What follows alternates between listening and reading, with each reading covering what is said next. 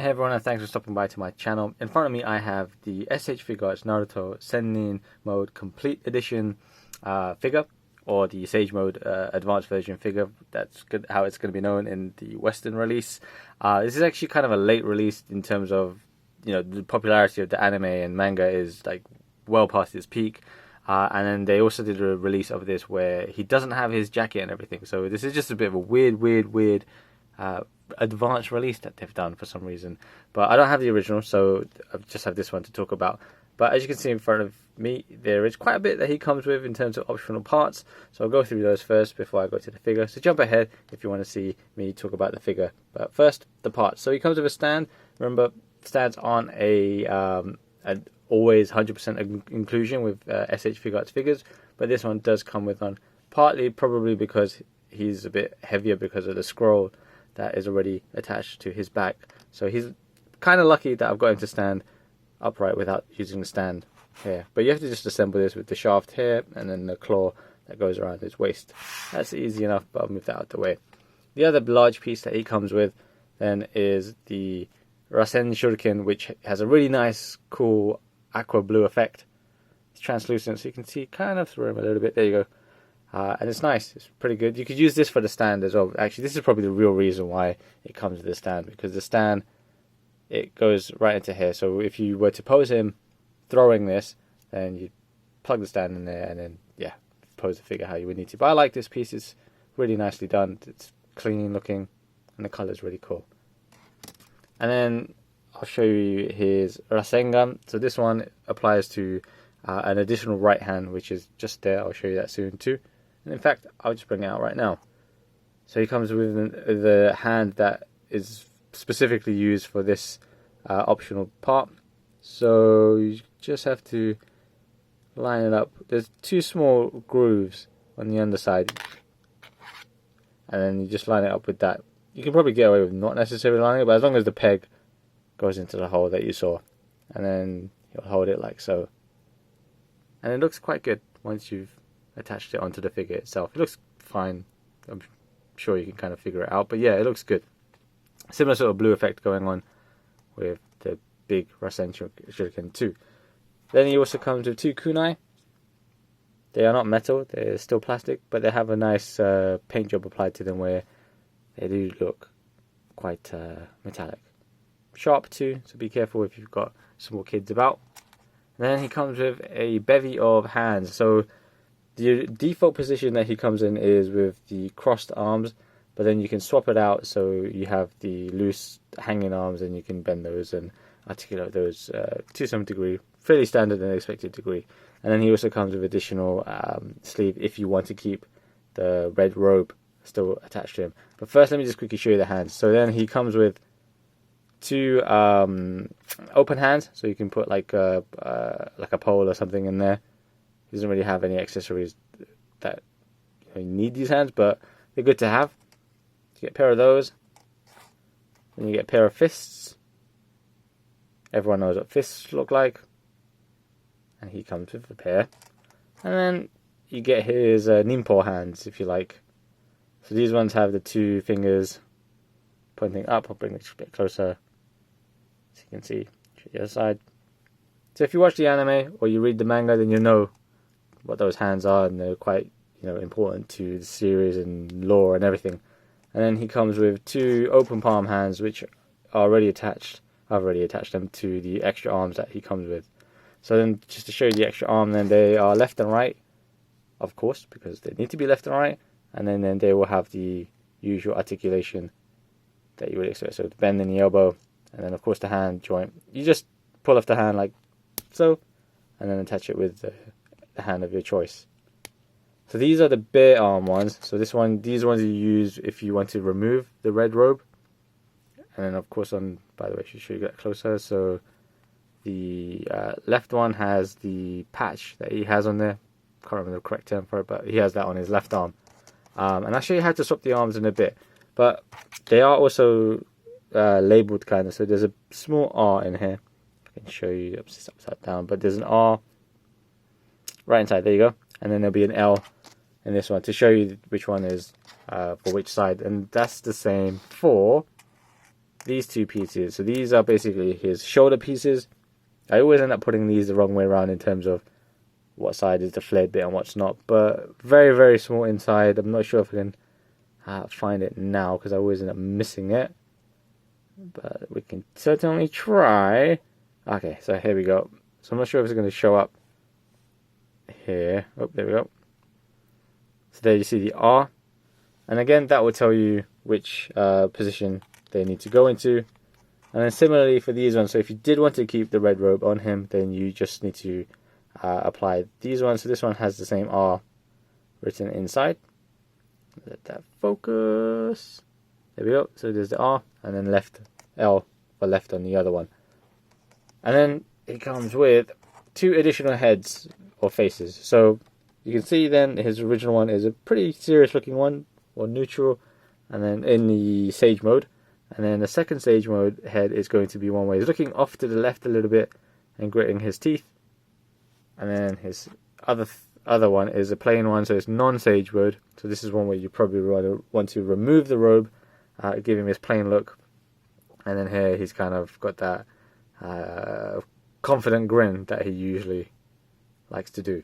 I would have preferred if they gave a third option where it's non-Sage mode, but he's kind of just smiling, or just a third option that wasn't Sage mode. Maybe even like a fourth option that was Sage mode but something else. But yeah, because there's 2 modes in this figure, it's kind of limited of what they will give us without charging us an extra fortune to kind of get it. So then to the figure itself, so I'll show you how to swap the arm in just a moment, but let's go through the figure itself then. So the original figure that came out was, so there was a plain Naruto one, and then it came out with the Sage mode one, which didn't have any of the jacket, and loads of people kind of complained like, oh, why doesn't he have any of the red jacket or anything like that? Because he still had, I think, the detailing on the eyes. So I skipped out on that because I thought it was just, it was basically just a repaint of the original Naruto, and it was just like, why? So now they've just re-released it, and they've called this one the complete or advanced version, and then given him the robe. I think the color of his orange might be slightly brighter or tweaked. You know, these things kind of happen as they do re-releases. But yeah, they finally got around to doing it well after the peak of the anime and manga. So, closer look then at his original default face. Then is a serious one, and it looks good. The hair sculpt is pretty good too. I think it looks nice and neat. Because my concern was that with my old 4th Hokage figure, one of them didn't have really like spiked parts to his hair. They ended up being very blunt. So I always get concerned with things like that. Same for the Dragon Ball things. I always kind of look out for making sure that the hair pieces and the way the hair sculpt is sharper. Then he's got his crossed arms here. So it's all one piece. You can take them off. Of course, I'll show you that in just a moment. Moving down then, his jacket or robe, however you want to call it, is soft plastic. It won't stay put. It's not something that you can reposition. But yeah, it can like flex. And then you see his legs, and then he has the pouch here. It's not removable with the bandage or anything. And then he also has the butt pouch right here. And then, yeah, also on the back. This can come off, so like so. So when you take this off, you can put it into an upright position and then get that photo that they use for a lot of the stock images. And then this sash also can be removed too, but I'm going to leave it there for now because then it will come off anyway with the as I remove the arms. Also then his bandana, you can move that and position that like so. And it kind of does droop down a bit, but it's possible to do that. Just to also kind of point out then, I'm not sure if I had this problem with the 4th Hokage, because I didn't look that deeply actually. But with this one, you can kind of see the overlapping of the black flame effect at the bottom, right here where my finger is pointing. So it's a bit weird. It only really happens when you're in like very, very strong light, like I am, but otherwise you won't really notice it. So then, let's change his arms. There we go. That was easy to kind of do. One of the arms, I forgot which one it is, does come off fairly easily for me. and it happens quite a little bit, too often for my liking. I'm gonna put those away. So now let's remove his sash just to make it easy for myself. So then here you can see that his shoulder pieces are still applied. So I'm just gonna show you how to put the regular one where you want to keep his robe on. So you just simply align everything how it needs to. And then this one is his left one. So let's get his right one. There we go, his right one. And then you just have to feed it into the joint. And then you should get it. Like I said, one of them is a bit loose, so if it does fall out, that will probably be the reason why. And then anyway, you do the same thing for the other side. So then that's the starting point. Then you grab the other arms. Let's sit him down here. So then this one, then because you don't need the upper part, that's only for if you're going to be robeless. You just pull that out of well, the hands come off. Let's do this here. It can be a bit awkward to do. There we go. For the upper part now, you just keep that separate, and then you just feed this in like so. And again, same thing for the other one. You don't need this part because this again is for just a plain robeless non-Sennin mode one. And then you feed this in to the other side. I usually struggle with, I think it's this one, but just because of the hand position, I'm just weak at doing this. Anyway, yeah, so that's then that arm attached. The hand actually stayed on, so I'm going to put this hand on too, which I already showed you before. So there we go. So then that's his arms being changed. I think I've actually possibly got these the wrong way around. I always like mix up which one is where the flared side goes. So now then with this you have him wearing a robe. By the way, this is something that you can't remove, which is you can probably shave it off or something, but then you're not going to put this back on. It's up to you if you want to do that. So now you can actually move his arms, so he can move his arms up like so. If I force it too much, it's probably going to end up coming loose. Of course, he can swing his arm around. There we go. Just prove my point. So I'm going to put that back in. Then the elbow, which I showed you, which is fine as well, even though you've got the sleeve showing here. Gives him still good flexible range to do it. So that's the same on both sides. So I wanted to show you that first. General articulation then actually from the head up. He doesn't look up too much, but he can look down and side to side, twisting it. He has neck movement here. You can see his collar has twisted off center a bit, but that's the lower neck movement because the rest is done on a ball joint. And then I believe he can't really crouch too much, but let's just illustrate that. So his pouches come off, which I was about to go into.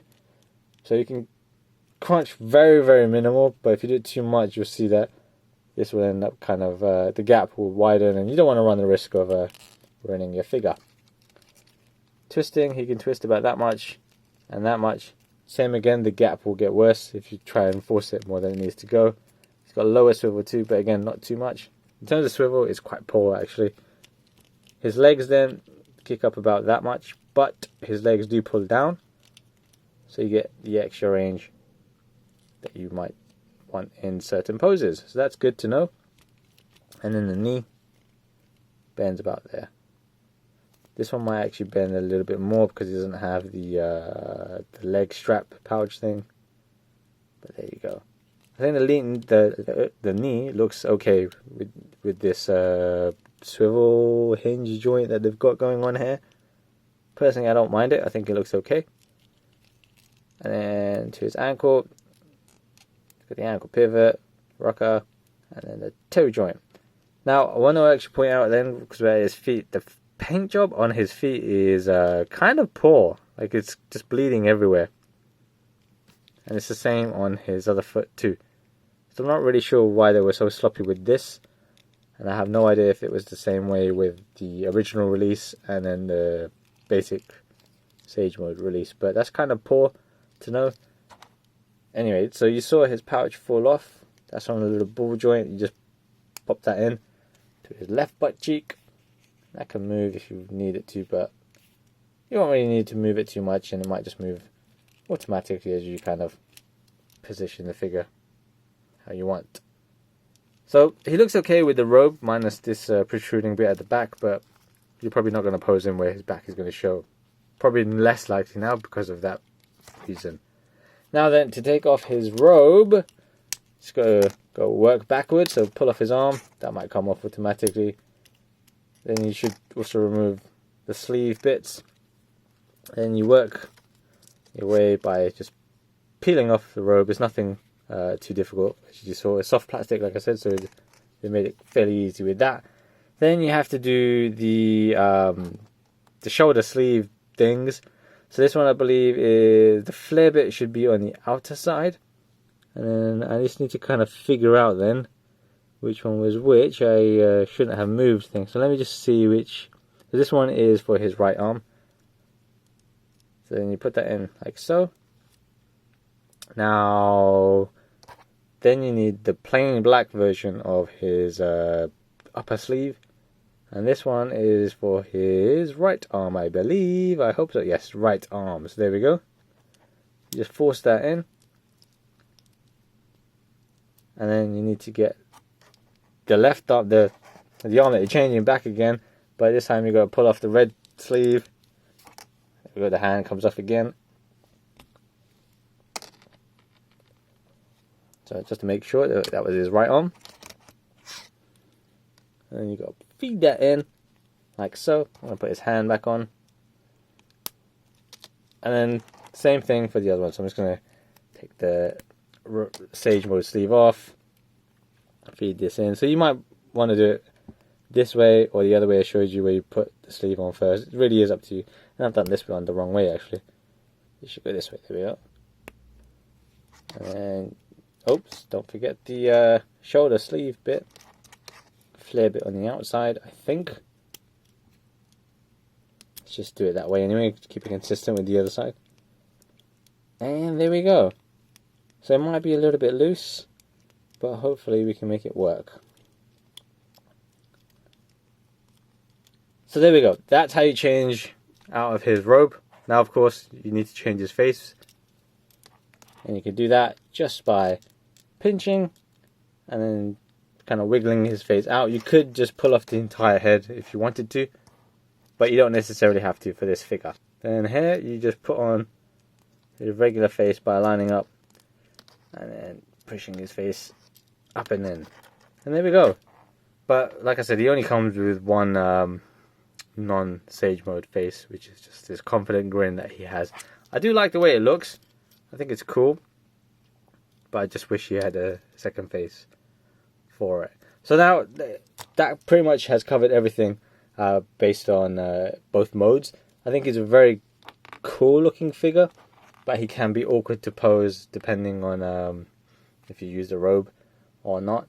Even in this plain form, actually, because he doesn't have much crunch ability or twisting ability, that's going to really limit your posability for him. I'm not really sure why they limited it so much, given that he's a ninja, kind of. I know Naruto ninjas are kind of weird anyway, but yeah, would have been nice to have that. And I did show you the hands as well, so you can kind of mix and match the hand. I'm going to put the Rasengan hand on just because it's a cool effect part. Let's do that. Oop, just missed it. There we go. Have I got it? Yes. No. There we go. So here he's holding the Rasengan, and it looks really good. I just like that blue. I'm a sucker for the blue translucent. But yeah, he's a cool looking figure. Not necessarily the best in terms of design and articulation, but when you get him posed, he will look cool on your shelf. Now, just to bring out the fourth Hokage, which came out way before this one. So Naruto is about 14 centimeters, and then the fourth Hokage is roughly 15 centimeters, about a centimeter taller, give or take. But his Naruto's Rasengan effect part, and then the big Shuriken one is much better than whatever this blob that the fourth Hokage has. So overall, then, where did I get mine from and how much? So I got mine from Nippon Yasan, and I paid roughly, let's say, about 8,000 to 9,000 yen, including shipping. So it's not too bad. You can get it for $60 from things like Amazon and Big Bad Toy Store if you're in the US. Personally, yeah, I'm not a huge Naruto fan anymore. Like, especially in this story arc, I'm more, yeah, more just before this whole Sage Mode thing happened. That's my my favorite part up until that point, is where I kind of peaked with this. But if you still like Naruto and you really need the Sage Mode, then yeah, go for it. $60 isn't too much money, but hopefully they will release more figures in the lineup, because you know we're still missing figures like Neji, missing Orochimaru, for example. So it'd be good to kind of see those guys rather than just variants of this titular guy, if you like. So anyway, thanks for watching. Next figure I will hope to do is going to be the Rivotech Carnage, which has been out for about 2 to 3 weeks by the time I posted this video. Thanks for watching. Do check out my channel for more videos on S.H.Figuarts figures and a few Figma stuff. See you next time. Peace out.